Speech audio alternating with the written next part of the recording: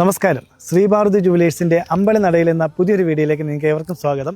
ഇന്ന് ഞങ്ങൾ എത്തിയിരിക്കുന്നത് ശ്രീ ആലുവാങ്കുടി മഹാദേവ ക്ഷേത്രത്തിൻ്റെ വിശേഷങ്ങളുമായിട്ടാണ്. കോന്നിയിൽ നിന്ന് തണ്ണിത്തോട്, തേക്കുതോട്, ഗുരുനാഥൻ മണ്ണ് എന്ന് പറയുന്ന സ്ഥലത്താണ് ഈ ആലുവാങ്കുടി ശിവക്ഷേത്രം സ്ഥിതി ചെയ്യുന്നത്.